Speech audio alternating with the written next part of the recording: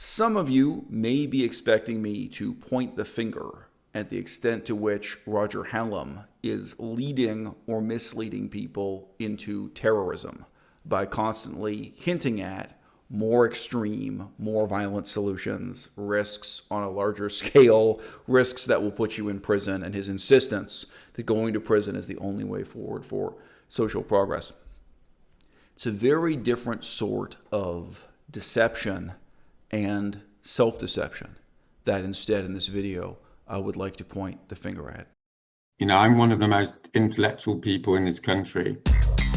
I wake up thinking, I go to sleep thinking, I've been thinking ever since I was 14. And everything my intellect says is that the intellect is now useless.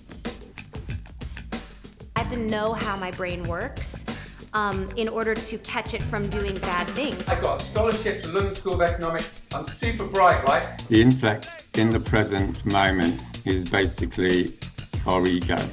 It's our desire to maintain control, to bargain with reality.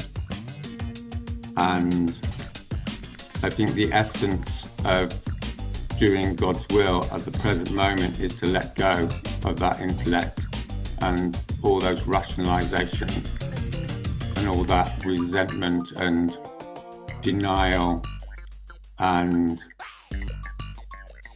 confusion.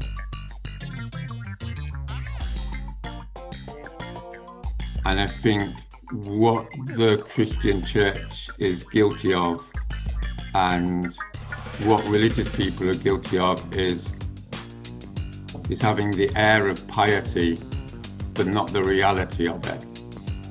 And I've seen this all through my life. And I have a sense that what God does is plays a game with us, that we have to, in giving ourselves to God, we have to consider that we're following the devil rather than God. And we have to take that risk. Because if you follow the path of God, then you'll be attacked as really following the devil by society. So you'll never really be able to work it out. And the most difficult thing is to accept you'll never know and hand it over to God. The climate movement in its present state is a far greater block to sorting out the climate crisis than the deniers and the extreme right. And the reason for that is because the white liberals, of course, have all the words and the buts and the right arguments and the sophistication, but they're missing the only thing that counts, which is the willingness to enter into material resistance against radical evil.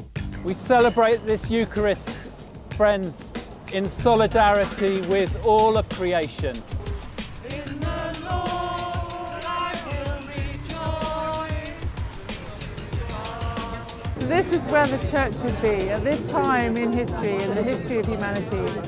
What is the point of the church if we're not on the streets standing up for God's creation? We offer one another a sign of peace. Peace be with you. We do need to be here because it is an absolute emergency that we've got ourselves into. The bread of life is broken, the cup of salvation is poured out. And an essential and terrifying element of that blockage is the insistence on academic and intellectual sophistication. In other words, the sophistication is what creates the block. Radical political change is produced by entering into dogma. For all my life, I've been against dogma for all the reasons we know. But the only thing I see now that will save us is entering into a dogma that is rooted in knowing what God means. Boris Johnson, the Prime Minister in the UK, everyone's going to be looking at him. So he's going to be going around, shaking hands of kids at school, planting a few trees, making these announcements, all this bullshit. That's when you want to go and expose his gross, obscene hypocrisy, right? Because he's weak. In 2022, he's not going to care about the climate crisis, he's moved on, right? So that's the moment to strike, okay? And like on that diagram I showed, then there's the 9/11s. Then there's the 9/11s. Then there's the 9/11s. Then there's these massive crises. You have to act fast. You know, if hundreds of people have died in Germany because of the floods, you need that small group to go, right, we're going to have this big demonstration. Now, in 24 hours, you're going to make that fast decision. That's why you need a small group, is to react to these spontaneous moments when the opposition is weak. Or to design something when you are going to maximize the probability. In other words, strategic intelligence. We're not going next year, we're going now, right? In the next 3 to 4 years, it's absolutely essential that you use your brains on this, right? This is not a fucking campaign. It's the end of the world. It means you have to give up all your preconceptions of what doing a little trendy university campaign is about. That's not the deal. Okay? There's millions of people dying as I speak. Right? It just hasn't got to this country yet. But it will. We're going when they're weak. We're determining the moment of resistance. Number 3 is high-level disruptive action. Okay? So again, this is totally foundational. You're not going to be in the ballpark of catching that ball going down the road, down the hill, unless you engage in high-level disruptive action. That's an absolute no-brainer at this point in history. You've got 3 years to turn around the crisis. In the 6-month plan, we have to go in there with something massively transgressive, massively disruptive, massively outrageous. If you're not doing that, you're not in the ballpark. Because you've got to capture mass attention to change history, to change how the society is going to work. This is the complete opposite of performative protest, right? It's about material disruption. Is about material disruption. The test for me, following God at a time of radical evil, and the test throughout history has not been the words and the sophistication and the Sunday morning discussions. The essence of following God and being in the light of God at a time of radical evil is whether or not you are in a situation of material resistance against the regime. There's something very concrete here about what I'm saying, just as there's something very concrete about putting CO2 into the atmosphere. What I'm trying to say in this talk isn't at all abstract. What I'm saying is the only place for a Christian at the present moment is in prison. If you go out and disrupt the government that is facilitating radical evil, then the result of that will be you go to prison. Toughen up, because you're going to have to toughen up. I know, it's not politically correct to say so, but I'm not politically correct, right? I'm a sociologist, I'm 55 years old, I've seen some shit. You've got to toughen up. It's going to be tough. So what have you got to do? What do people do over and over in history? What they do is whatever is necessary to change the situation. Then they said, you can't get people arrested. You know, people don't like getting arrested. It's unpleasant. And then they said, if you get people arrested, it's going to upset people. You know that one? Right, Daily Mail's going to get upset. So you shouldn't do it. And we said, we cannot afford not to take the risk. It became the most powerful climate movement in 2019 globally, according to some posh thing, right? How do we do that? By taking risks, right? right? You've got to take risks. Imagine the worst risk and times it by 10. And what that means is something concrete, just as it means in the past. And this is skated over and over again when people talk in abstract ways about resistance. When you enter into resistance, you will lose your material security. You will very likely lose your relationship. You will lose your job, your status, your friends.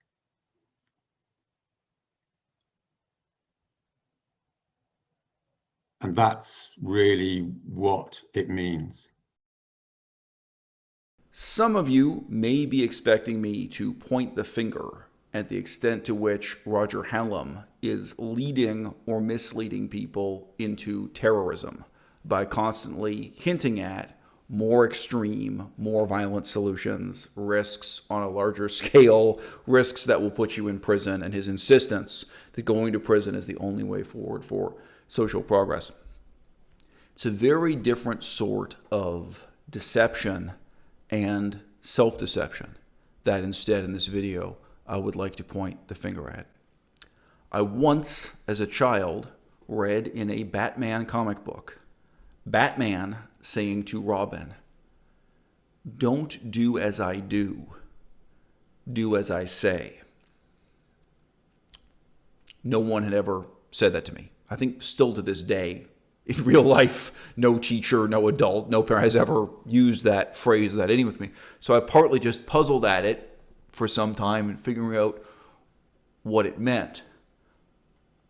A lot of people, it's not so much that they look up to the political leaders of our time. It's not so much that they look up to icons on social media. They look at them and they're responding to and imitating what they do much more than what it is they say to do. Roger Hallam is telling you to live a life of self-sacrifice, suffering, and sorrow in anonymity, in jail. He has collected millions of dollars in donations.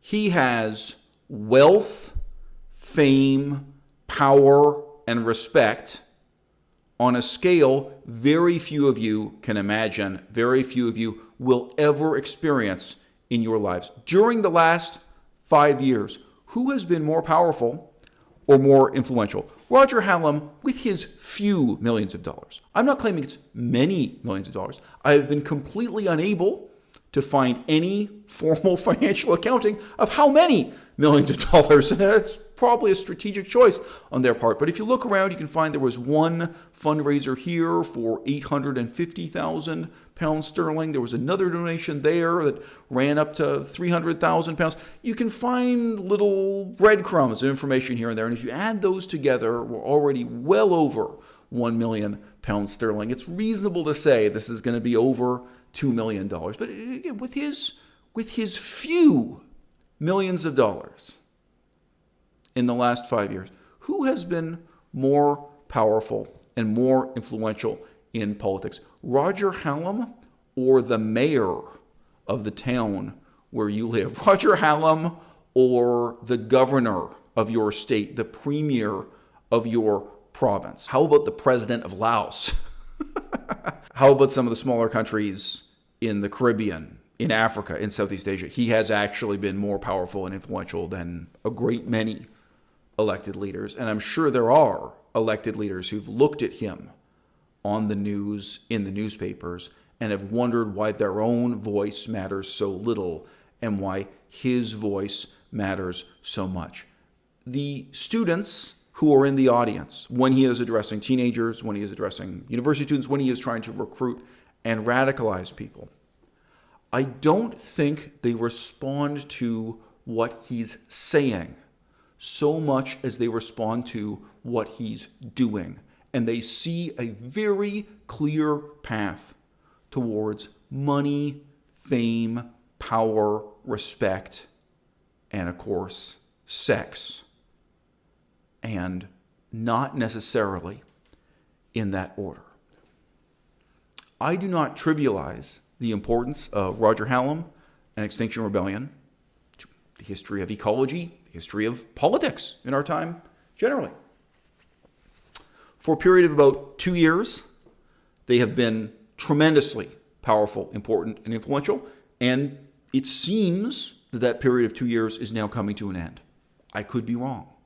It's possible they'll turn things around and they'll become tremendously powerful and influential again within the next 5 years. It's possible. It seems like they're a spent match. It seems like they're, a candle that's going to go out in the wind. Remember Wayne Seong? Wayne Seong managed to get a budget of millions of dollars per annum, and he became a tremendously powerful, tremendously influential person. For how many years? Was it 2 years? Was it 5? How about Paul Bashir, leader of Anonymous for the Voiceless? Millions of dollars, not that many years, maybe for about 2 years. Oh yeah, and on a much greater scale, one of the most influential, the most powerful, the most important movements of our time, Black Lives Matter. I don't know if you want to count that as 2 years, 5 years, 10 or 15, but for just a few years, they had a great many millions of dollars. You can Google around and you can tell me what they did with that money. Good luck pinning it down. Good luck figuring it out. And now already, as I say, their star seems to have been snuffed out of the sky. Maybe I'm wrong. Maybe in the next 5 years, Black Lives Matter will become tremendously powerful and important once again. Maybe we'll be more influential than it ever was. But it seems reasonable to say now, in January of 2022, that that's another example of a short-lived movement that has come and gone. But the money and the fame will last a lifetime. People are looking at Roger Hallam. People are looking at the leaders of Extinction Rebellion, the leaders of Black Lives Matter, the leaders of Anonymous for the Voiceless, Direct Action Everywhere. They're not listening to what they're saying. They're looking at what they're doing and they're thinking, me too. They're not thinking they want to spend their life in jail. They're not buying into Roger Hallam's profoundly Christian model of the long-suffering, self-sacrificing saint. No. And I don't even think they're being radicalized into terrorism. I think the most profoundly corrupting, most long-lasting influence of these movements that have come and gone is that it's going to shape the next generation of activists to be neither more nor less than fame whores. I've been doing this for about the same length of time as Wayne Seong. I've been doing this for about the same length of time as Paul Bashir. You can look at the timeline of my YouTube channel and when it was exactly Paul Bashir was in Chiang Mai with Durian Rider. And I remember the first few YouTube videos on Wayne Seong's channel, Direct Action Everywhere. And obviously, I've been doing this longer than Extinction Rebellion. I've been involved in ecology and so on, and trying to, in my way, lead a movement or create a new movement, right? For more years than Roger Hallam has been doing it. And you can look at what I've done, and you can say that it's a failure. I remember getting a voice call from a vegan activist in New York City. And he was saying to me so simply and so humbly and so straightforwardly that he and a whole group of vegan activists had lost faith in the leadership of Paul Bashir. Really, I want to say they'd lost patience with it. They knew Paul was bad. They knew it was a bad organization. But there's money involved. There's one man at the top of each of these organizations who controls the bank account, who controls the purse strings, who decides who gets paid and who doesn't. And that buys you a whole lot of silence. It buys you a whole lot of complicity. It buys you a whole lot of conformity. It buys you a whole lot of people who don't question or cross-examine what you say, even when it's obviously flagrantly wrong. It can be strategically wrong, it can be counterproductive, it can be stupid, and it can also just be downright crazy. Like Roger Hallam lecturing you about his interpretation of biblical scripture and talking about God and Satan and self-sacrifice and blind faith and doubt. Yeah. Money buys you a whole lot of complicity in madness. But you know, each of these movements, whether you're talking about Paul Bashir, Wayne Seong, Roger Hallam, or even Black Lives Matter, you know, what they couldn't buy was anyone's real intellectual respect.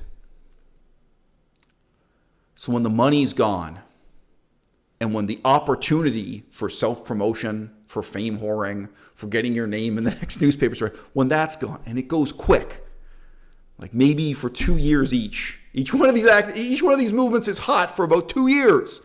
There's an opportunity for people to get in there and engage in self-promotion. Freely enduring writer. Was it about 2 years? It's about 2 years. And think about how many moths were drawn to the flame, even if they couldn't directly make money out of it, right? That platform, just that potential for self-promotion leading to money, fame, power, respect, sex. Political leaders like this, they get followers. But in our day and age, those followers are themselves hoping to become, not quite leaders, but social media influencers. They're hoping to have at least the kind of money and fame that Roger Hallam demonstrates even when he's talking about poverty, sorrow, suffering, and going to jail. Well, you know what? When the money's gone and the opportunity for self-promotion is gone, nobody gives a fuck about what Paul Bashir has to say.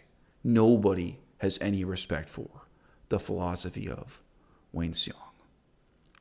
And yeah, in the last 8 years, although you may say that I've failed strategically or I've failed politically, you could say that I've failed in this way or following this template to build a movement. But the people who listened to me and cared about what I had to say 8 years ago, the people who listened and cared 5 years ago, 3 years ago, and sometimes 3 months ago, those people still write into me and let me know how much I've influenced their lives for the better. Intellectually, ethically, and emotionally. I have a relationship to my audience that Roger Hallam can't buy.